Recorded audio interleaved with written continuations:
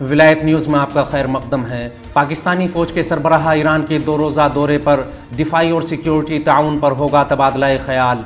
Iran और पाकिस्तान की सरहद पर पाकिस्तानी इलाकों से वक्फे से होने वाली दहशतगर्दाना हरकतों के बीच दोनों ममालिक के दरमियान फ़ौजी, दिफाई और सिक्योरिटी ताउन बढ़ाने के मकसद से पाकिस्तानी फ़ौज के सरबराह जनरल आसिम मुनीर ईरान के 2 रोज़ा दौरे पर तेहरान पहुँच गए, जहाँ वो ईरानी अस्करी और सिविल क़यादत से मुलाकात और दिफाई और सिक्योरिटी ताउन के उमूर पर तबादला ख्याल करेंगे।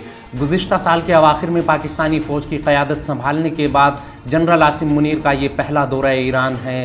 पाकिस्तान और ईरान के दरमियान गुज़िश्ता सालों के दौरान दिफाई ताउन में काबिल ज़िक्र इजाफ़ा हुआ है। गौरतलब है कि ईरानी मुसल्लह अफ़वाज के chief of the general staff major general Mohammad Bagheri ने भी पाकिस्तान का दौरा करके आला हुक्काम से मुलाकात और 2 तरफ़ा ताउन पर तबादला ख्याल किया था। पाकिस्तानी फ़ौज की जानिब से जारी किए गए बयान में कहा गया है कि इस्लामी जमहूरिया ईरान और पाकिस्तान के दरमियान मजबूत सिफारती, सियासी और फ़ौजी ताल्लुकात हैं और मुश्तरका मफादात के हुसूल के लिए मिलकर काम करने के लिए पुरज़्म हैं।